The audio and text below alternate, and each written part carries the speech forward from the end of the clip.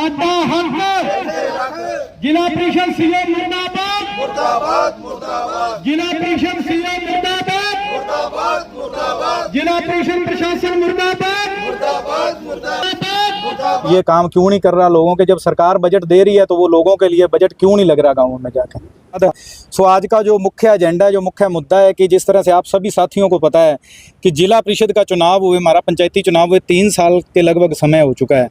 तब से लेके आज तक जितने भी हम जिला परिषद मेंबर जो इनेलो के अलावा जो चेयरमैन के साथ नहीं है, जो विरोधी धਿਰ के हैं, सभी पार्टियों के जितने भी जिला परिषद मेंबर हैं उनके साथ सतेला व्यवहार किया गया। यहाँ पे हमने जब भी हाउस की मीटिंग हुई, पहली बात तो ये है कि 3 साल में सिर्फ 5 हाउस की मीटिंग बुलाई गई।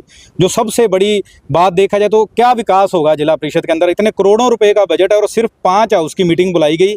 उन मीटिंग में हमने जब अपना एजेंडा, अपने गाँवों के कामों की लिस्ट इनको दी तो आज तक हमारे किसी भी एक भी जिला परिषद मेंबर की लिस्ट के ऊपर कोई काम नहीं आया, कोई काम नहीं किया गया। हमारी लिस्टों को वैसे ही उठा के रद्दी में फेंक दिया गया है जितनी बार भी हमने दी।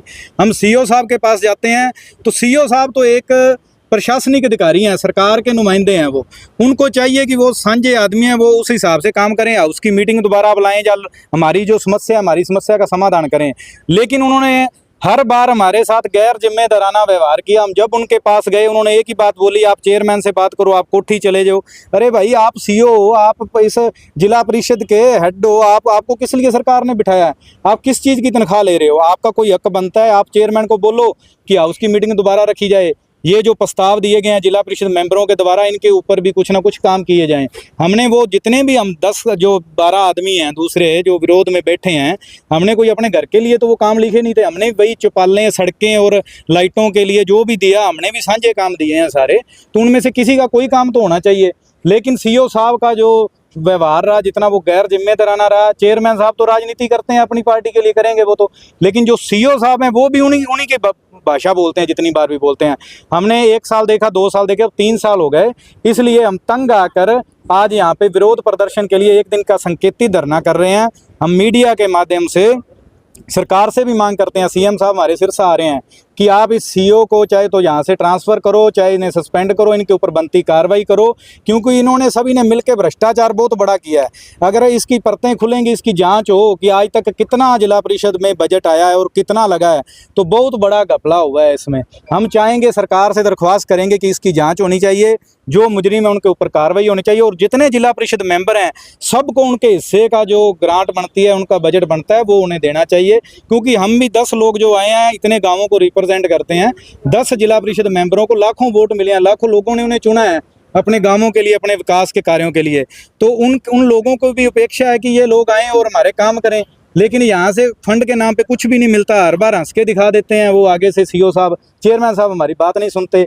तो सरकार को से हम अपील करेंगे, सरकार इनके ऊपर एक्शन ले और आगे आने वाले समय में जितना भी बजट आए उसके हिसाब से, जिस तरह से यहाँ 24 वार्ड हैं, 24 जिला परिषद मेंबर हैं, उन सभी को बांट के जो जितना भी बजट है वो दिया जाए, ताकि हर एक क्षेत्र का एक समान, एक तरीके से विकास हो सके। नहीं, हम उनसे समय मांगेंगे, जब भी वो समय देंगे, चंडीगढ़ दें, यहाँ दें, हम सारे जिला परिषद, हमने एक साझा मोर्चा बनाया जिला परिषद सिरसा के नाम से अपना, हमारा साझा मोर्चा बिल्कुल पूरे का पूरा वैसे ही जाएगा और उनसे मुलाकात करेंगे। देखो जी, ये तो बात क्लियर है कि अगर उनके भी काम नहीं कर रहे, देखो हो सकता है कि मेरी कोई उनसे पर्सनली होगी हो, लेकिन एमएलए भी अगर कह रहे हैं, आप जिस तरह से कह रहे हो, ये 10 जिला पार्षद खड़े हैं आपके सामने, ये भी कह रहे हैं, तो फिर कहीं ना कहीं तो कमी है सीओ साहब में। एक आधा आदमी कोई आरोप लगाए, ब्लेम लगाए, तो आप मान सकते हैं कि उस आदमी में कोई कमी हो सकती है या उसकी कोई पर्सनल उसके साथ हो सकती है। अगर सारे लोग ही परेशान है तो सरकार को इस सीओ के बारे में सोचना चाहिए, क्यों ये काम क्यों नहीं कर रहा लोगों के। जब सरकार बजट दे रही है तो वो लोगों के लिए बजट क्यों नहीं लग रहा गाँव में जाकर। के बारे में पहले तो मैं सभी साथियों का धन्यवाद करता हूं कि आप लोगों ने हमारी सुध ली जी। क्यों सीओ साहब तो सुध लेने को लग गया, और हाउस में काम पास होते हैं, वाकायदा एक नियम है कि हाउस में बोल के और हाथ खड़े करा के काम पास किए जाते हैं। जबकि 5 मीटिंग होगी, ऐसा एक भी मीटिंग में नहीं हुआ कि यहाँ से कोई काम पास करा के और काम किए हों।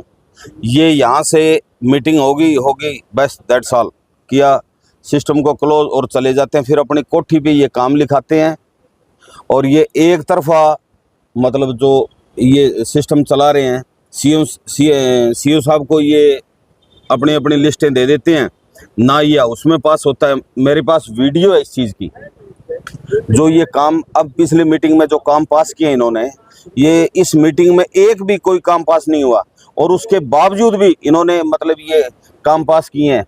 सिर्फ ये अपने वर्करों के, अपने लोगों को खुश करने के लिए। और सीओ साहब तो मैं ये कह रहा हूँ भी प्रशासनिक अधिकारी होने के नाते इनको ये मतलब लोकदल वाला रवैया नहीं अपनाना चाहिए, अच्छी बात नहीं है।